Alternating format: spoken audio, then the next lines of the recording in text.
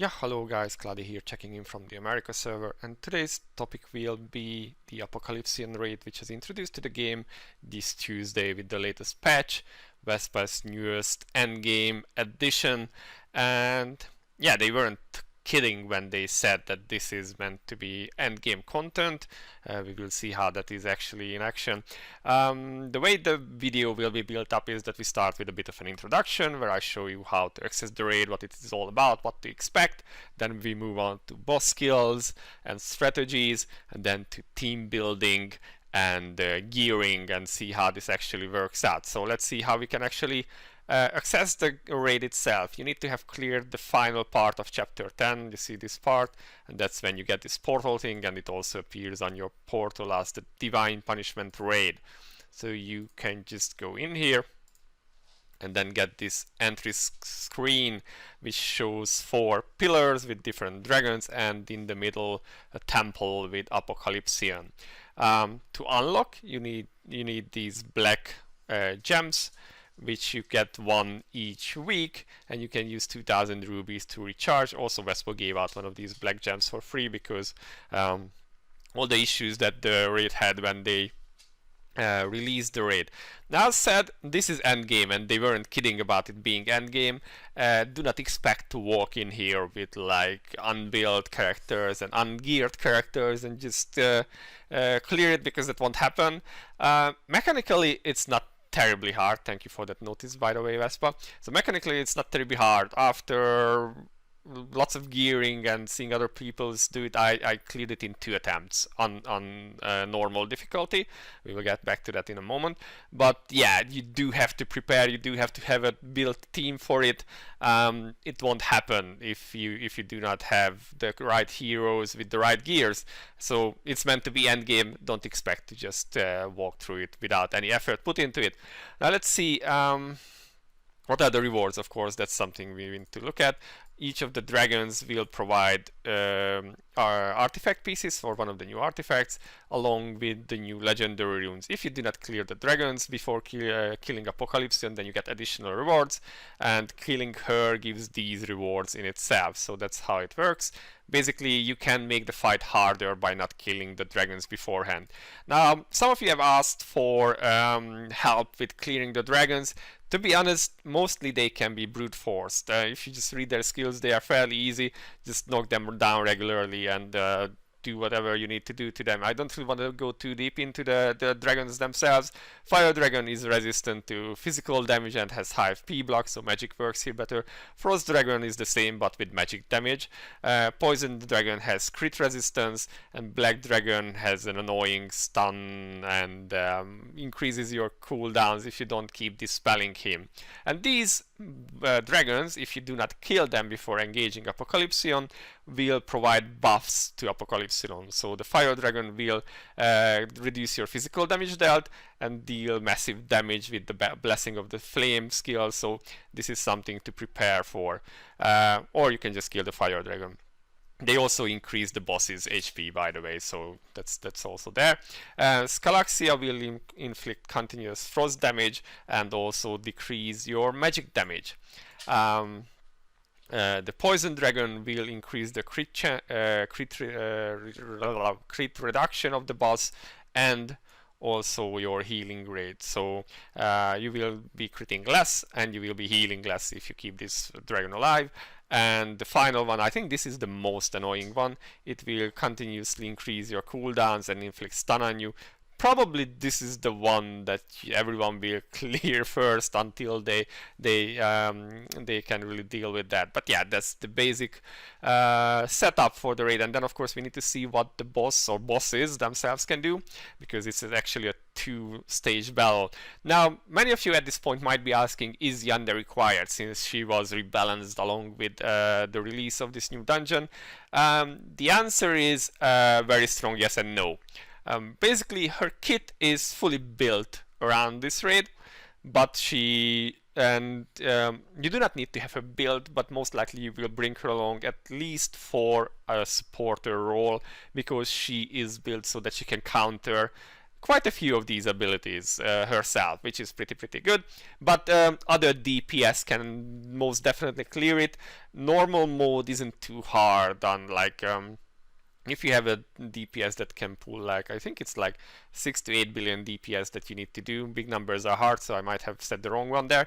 But yeah, 6 to 8 is like the magic number you are looking for. The higher the better, of course, but a lot of DPS can clear this.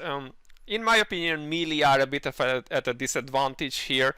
Ranged works a bit better, we will get into that later on. And Diane is just really brutal, so you don't necessarily have to build her for this, but you should bring her along for a support role. But alright, let's move on to Apocalypsion herself and see how it works. So as said, the fight is a two-stage battle. First you will be fighting her firstborn dragon son Tercio, and after defeating Tercio you move on to Apocalypsion. This is all in like a single battle that has two stages, which means all of if your characters die, then they remain dead.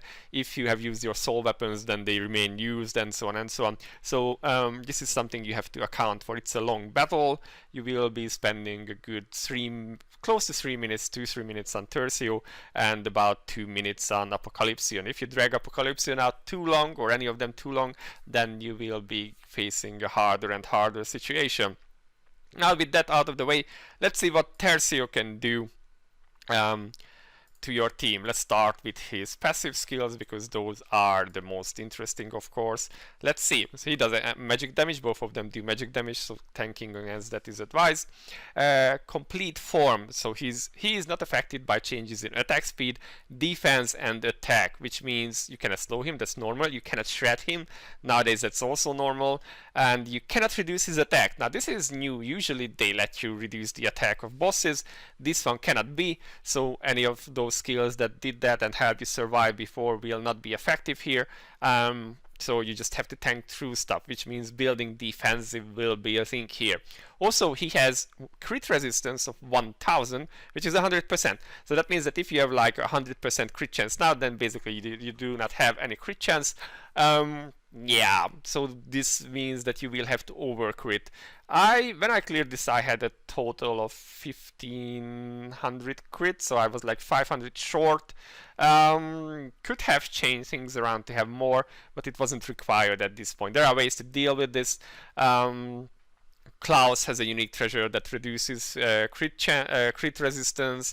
There is also Janne's S2 Dark, which also reduces crit resistance. So these things you can bring along. Janne in a support role, for instance, can easily do this, or you can pick it up even if she's the main DPS. But yeah, have to prepare that you need more crit than you usually do in most battles, so that means some regearing there. Okay, let's see. Firstborn, so his normal attacks deal magic damage to the target nearby enemies, and the hit target deals 4% reduced damage to enemies. This effect can be stacked up to maximum 20 times and is irremovable. Yeah, so basically each time he melees you, you start doing less damage, and this will stack up all the way to 80%. So you definitely do not want to drag out the fight too long. The faster you finish, the less issues you will have with damage reduction. The other part here is Hold into Hell. Every 15 seconds deals magic damage to one enemy with the highest magic defense and removes them from the battle for 8 seconds. And inflict Infernal Curse. The curse effects can be stacked up to 10 times. Each stack reduces mana recovery and attack speed, and is also irremovable. Now 2 targets will, or usually 2 characters are advised to be at the target of this one, either Lias or Loman, or your tank, basically the ones who will most likely have the highest magic defense. Which one you go with is up to you. When I cleared it as my Loman, it didn't affect him too much. At the final phase it can be a bit of the trouble if he gets locked at the wrong time, but otherwise this isn't really a big deal, not something to really worry about. Then let's see how he works. So at the start, or he has this skill called Lost Self. At the start, and then every 15 seconds, he will cast this ability called Deathly Dragon, which gives him increased crit chance, and increased damage dealt. The first application of this skill is not dispellable, but after that you kinda need to dispel it. The crit chance part can be easily countered by Laios, who with her S4 light perk gives you exactly 400 crit reduction, magic crit reduction, so you will not be crit by him. And this is really important because it kind of removes the RNG at the start, whether you get crit and die right away from the first melee attack or not. After that, after the first application, you are supposed to be dispelling this. If you bring Yanne along and have her tier 5 dark perk, then she will just dispel it with auto attack. So this thing, I have to say, I mostly ignored during my clear. I wasn't looking out for this buff. It's kind of hard to see because there are so many buffs on the boss buffs and debuffs, I mean. So I didn't really bother too much with this one.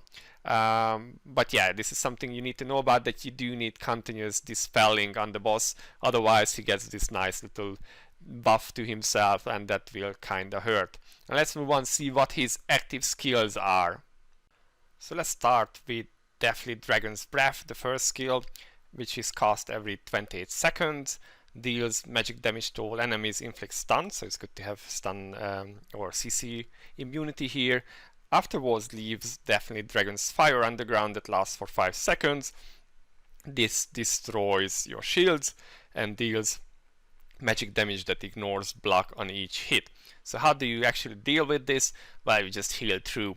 On normal mode, like having Shea cast her S1 is perfectly fine. It's fairly easy to survive. This one is the least threatening skill in normal mode. In hard mode, this starts to get a bit more interesting because it destroys your shields too, so you either have to heal through it, or one option is to use Isaiah immunity on this one. But all in all, I think this skill is the least threatening and it won't give you too much trouble, at least in the normal modes. Moving on to skill 2, we have Overwhelming Annihilation and 28 seconds cooldown. This is probably the skill that is going to give you the most trouble. This is the one I died to the one time when I wiped. Concentrates power for a while and fires a ray to front row enemies in a straight line for 3 seconds, dealing magic damage, reducing mana, and inflicting knockback. The farther the target is, the greater the damage done. So you also want to have CC immunity for this one. Plus, the damage is really high. Now, usually there are 2 ways to deal with this. Either block with Isaiah S3, or if you are running Fallen Fray, then you can shield it. Both of them work. It kind of depends on your team setup and which difficulty you are running. One thing to note about Isaiah is that if you are running a melee DPS, then she will keep porting back to that melee DPS, and some of your backliners may not be hit by her S3 immunity, and then they get murderized by this skill. Like say Astel, Shea tend to stand really far behind. So if you are running a melee DPS, you might want to bring along Fallen Fray and shield this instead of trying to rely on Isaiah. Then you can use Isaiah S3 for the first skill and just use Fallen Fray shield on this one. With the ranged DPS, this is not an issue because Isaiah will keep going back to your ranged team and just protect them with the S3 immunity.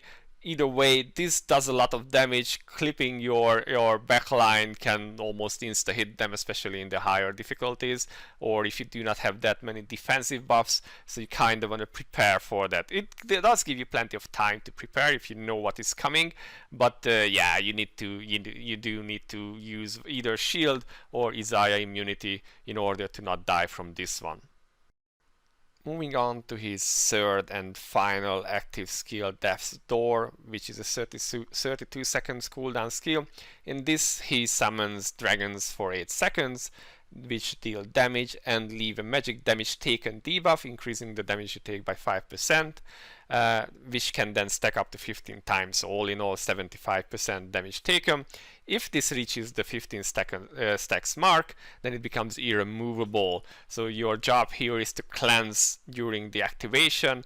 You can do this with Isaiah S1, that's a very good time to activate it, Fallen Fray shield, Estelle S1, Loman Shield, Loman Soul Weapon can do that. So whichever character you are manualing probably should have, at least one of them have a cleanse. Isaiah is a good candidate for this. Because that way you can remove the debuff. Isaiah Shield is also quite nice here, so because it protects you from the damage that you take. Healing through the damage of this one is not too hard. The shield and say Shell S1 should be more than plenty. It's more that you just need to apply the cleansing so you do not get the permanent debuff, because that's kind of bad for your health.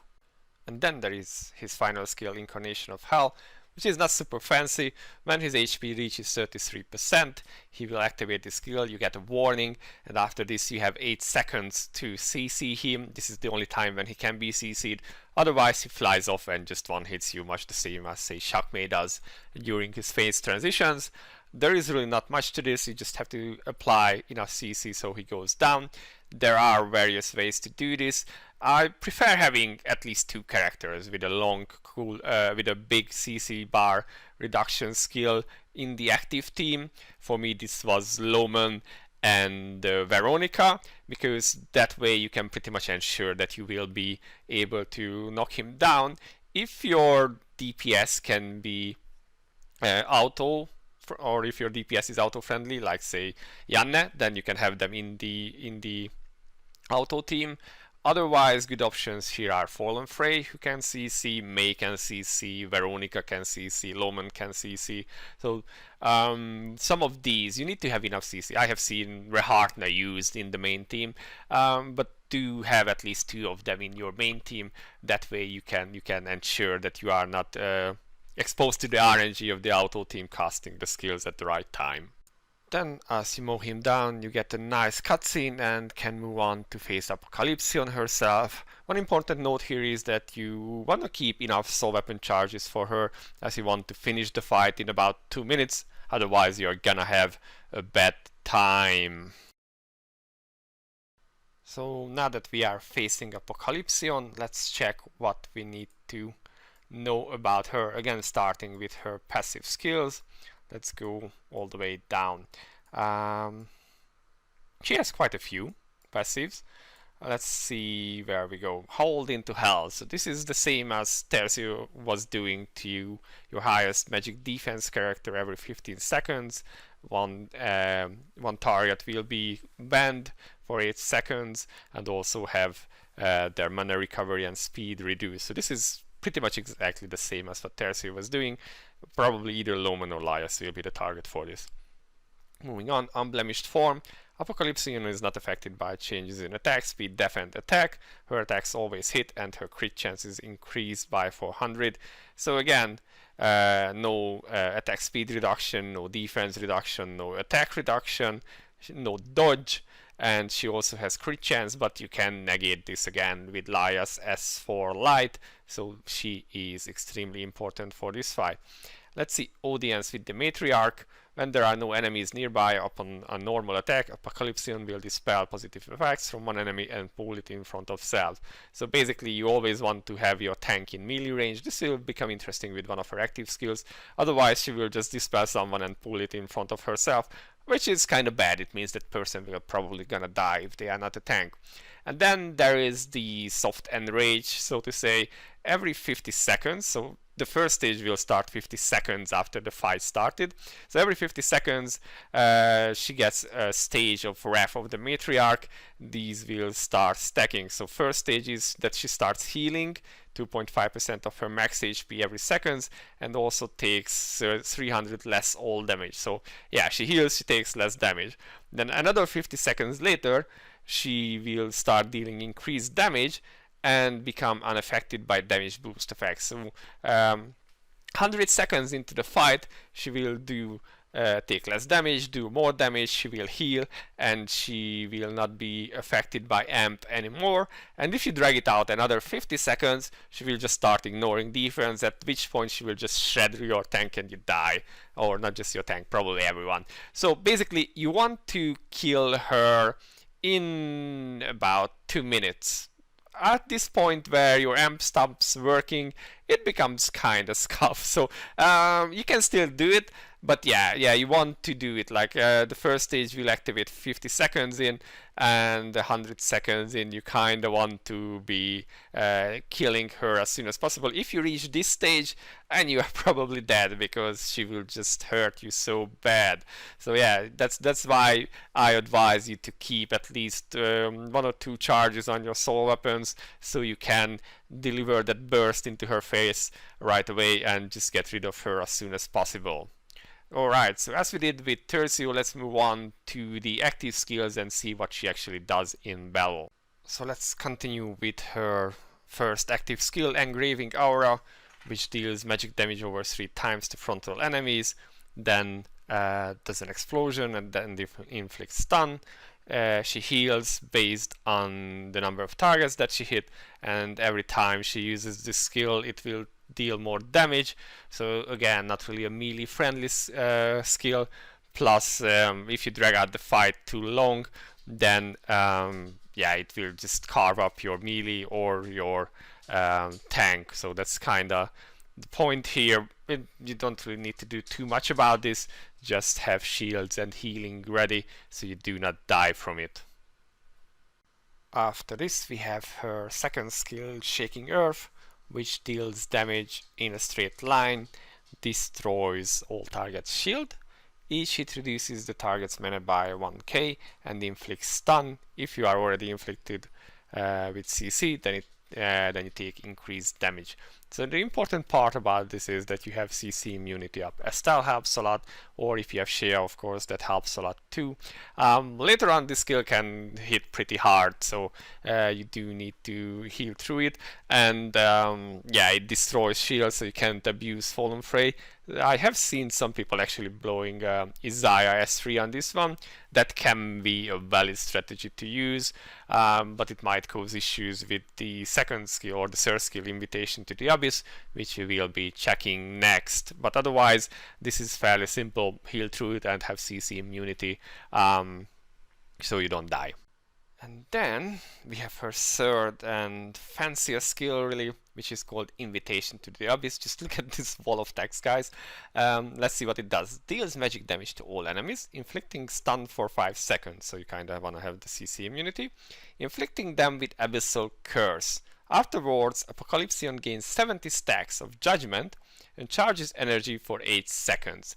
When fully charged, she deals magic damage to all enemies, knocks them back far away for 7 seconds, which is also a stun. If the hit target is inflicted with Abyssal Curse, destroys the target's shield and pulls it in front of self, dealing an even greater damage. Apocalypsion's Judgment stack is reduced whenever she takes a critical hit. If the Judgment stack is fully reduced while she is charging energy, Abyssal Curse state will be dispelled. For the duration of this skill, she gains 500 all crit resistance and 400 all dodge. So that's a pretty fancy skill. It looks really cool, as you can see in the animation. And basically what you need to do is you need to have some CC immunity or a cleanse to remove your stun at the start. And then you need to crit her 70 times to remove the Abyssal Curse on yourself. And when she explodes, or when the skill explodes, you will be knocked away, so you need to cleanse that too. Or you can have shielded it to take less damage. And yeah, in normal modes this skill doesn't do too much damage, but in hard modes it really hurts. So one way to deal with it is that if you can remove the Judgment stacks, so you won't have the Abyssal Curse, then you can shield through it with like a Fallen Fray. But the single character will not be able to do all those crits. And remember that you already have 500 crit reduction from this one. Plus, if you are running the Poison Dragon, that adds even more crit reduction. So this is rather hard to do with supports. You need to build them with crit chance for this. You need like 2-3 characters who can do crits to be able to land 70 critical strikes in 8 seconds. So one way to deal with this is that you actually block it with Isaiah S3, which that one doesn't count as a shield. It's not broken by this skill, so you can do that to time it. Now timing it can be a bit tricky. what helps is that you know that she charges for 8 seconds, and you can see the timer up in the screen. So if you have the presence of mind to look at the screen, at screen's timer when she starts casting, then you can tell when you need to have that 3-second immunity up from Isaiah, and then the skill does no damage. And as far as I know, that's what you actually do in the hard modes, because it does so much damage even if you do it right, that it's better to just block it with Isaiah completely and not take any damage from it. But yeah, that's like how I did it. It can be a bit tricky, like you have to really look there for the timer. You have to remember that you need to look for the timer, otherwise it's just kind of guessing. Seeing when she loses the stacks helps, but even so, it's kind of a guesswork from there. So it really does help if you look at the timer and just use your Isaiah skill according to that. And then if you manage to maul through all of that, finally at 1% HP she activates Destructive Demise, where, similar to Tercio, for 8 seconds she will be summoning meteors that deal damage, and if you do not CC her in that 8 seconds, then she annihilates all her enemies. Mutual destruction, so that's what you need to do, CC her, and then you win, and then you are done. So yeah guys, that is all about the skills of Tercio and Apocalypsion, but I also promised to show you some team compositions and talk to you about characters and gearing. So let's open the raid again. I'll just use my hard-earned rubies. So if we click here, oh, I had to charge it, okay. Yep, so if I click here, now let's enter. This is the team setup that I was using. Of course, the core is your DPS, and as said, Yanna is not required. I'll show you what I was running. This is a 10-star Yanna with A1 soul weapon. She does need a lot of crit chance, could have less crit damage and more attack. The TM lines are, it should be 2 ignore defense and 2 stacking ones. Yep, for Transcendence page I went with this one. This one is optional and can be traded for this one. Also, if your team is tanky enough, then you do not need to take this. You can either put it in here, so you do not get the damage reduction for your team, but she does more damage. Alternatively, you can also pick this up for more attack, or even this one for more attack and crit damage. If you do not have any style or run without her, then it's also an option to run Mortal Wound on Yanna, and then she will be providing the healing reduction which you will need for the boss. But again, Yanna is not needed. There are plenty of other characters that have cleared even a 3 dragon up raid was posted earlier by Kachan, I believe, who did it with Urzi, which is pretty impressive. And one tip from him was that actually it seems that the bosses have a built-in block chance of about 500. So for instance, Loman's UT1 could be useful. Now, which characters, this is pretty much a meta team, I think, for this raid. Which characters are essential and why? The most important, I would say, is Isaiah and Laias. Isaiah is mostly running her normal gears, max HP and aura, sun. Well, I didn't have a better place for this slot.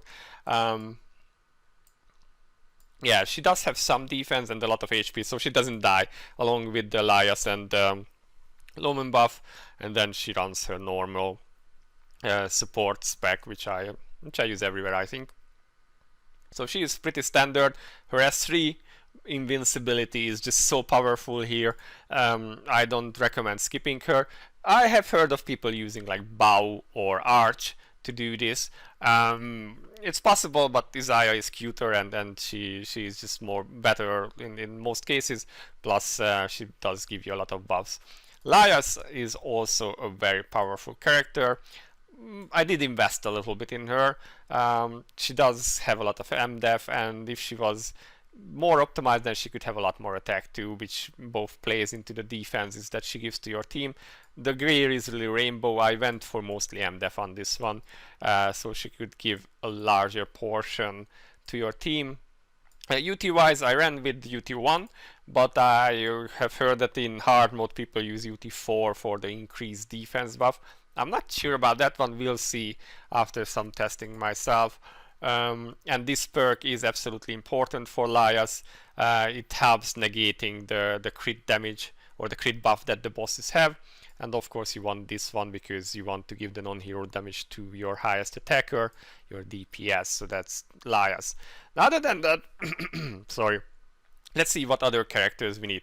Shea is incredibly powerful, decreases healing or damage taken with her S1, gives you accuracy with her UT2, gives you mana, which is also very important, gives you CC immunity, and she's a very powerful healer. Also, she dispels with her S3, so she is quite powerful.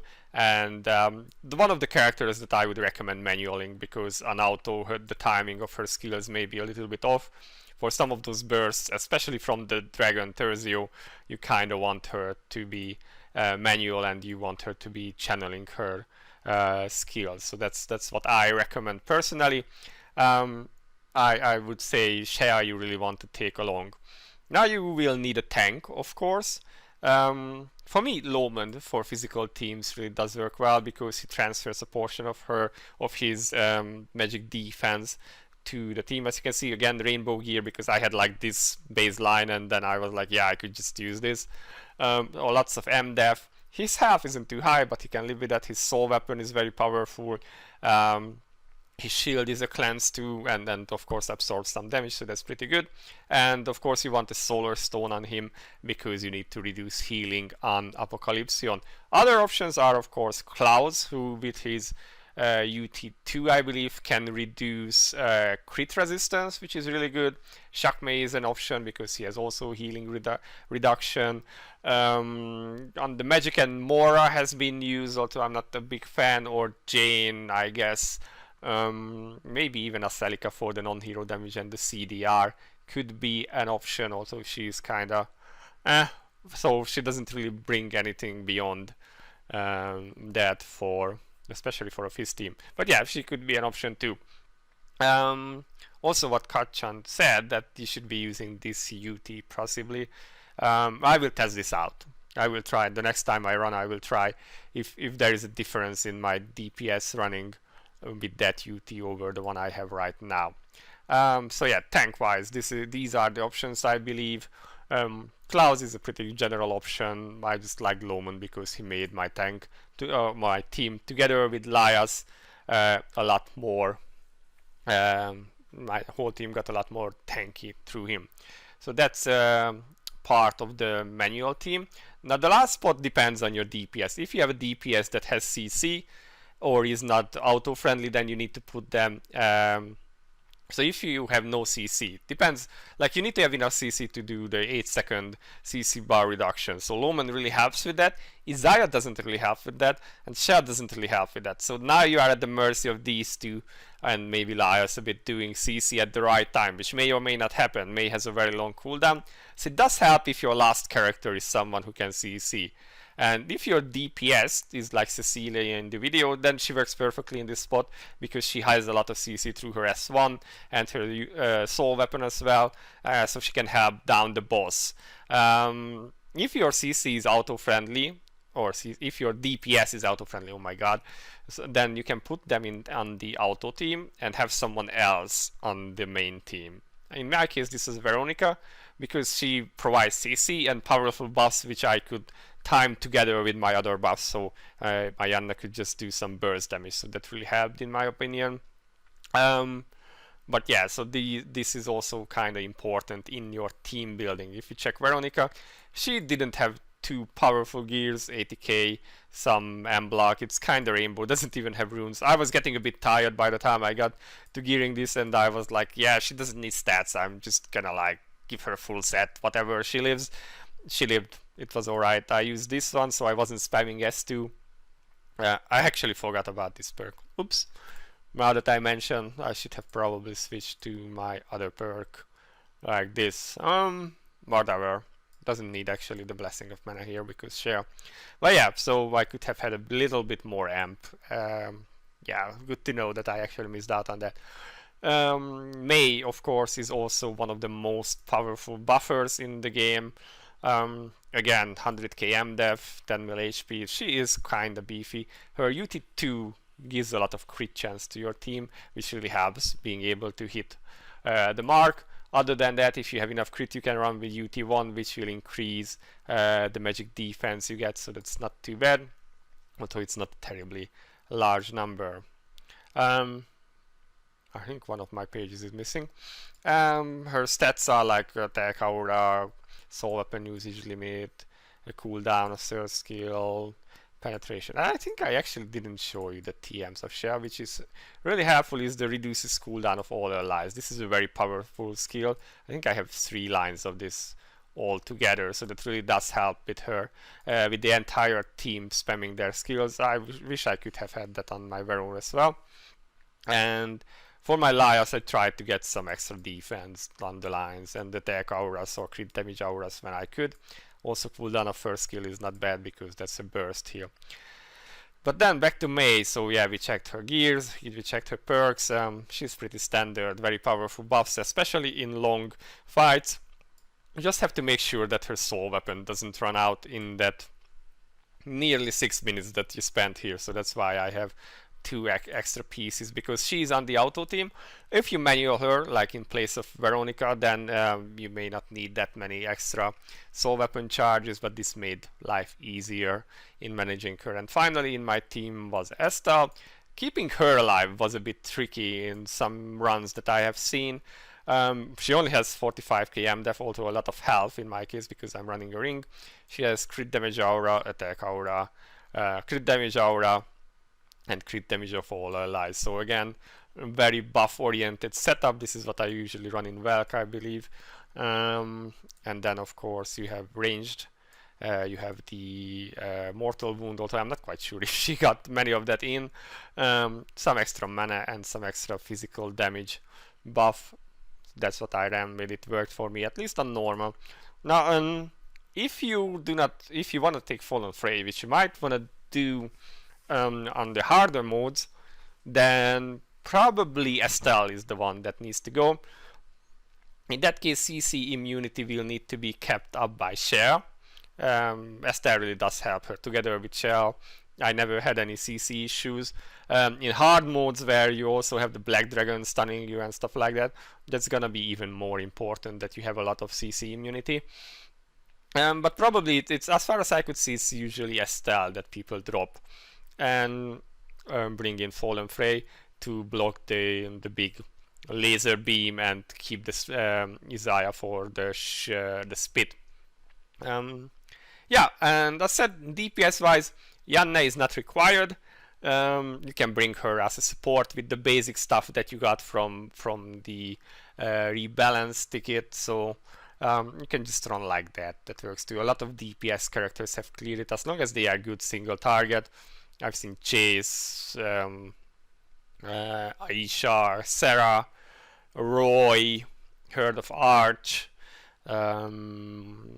Reyna, even Reyna has cleared it. So it really, any single target grammar is supposed to be pretty good here too. Urzi, as I have mentioned, you do not need Yanne, but it really does help to bring her at the least as a supporter. She will make your whole team a lot tankier, and that in the end is pretty helpful. So yeah guys, this is a very long guide now, and it took a lot of editing, so I'm kinda happy that we are at the end of it. I hope you find it helpful. I will try to give you all useful information, so thank you if you watched so far. If you have any questions or comments, then leave them in the comments section below.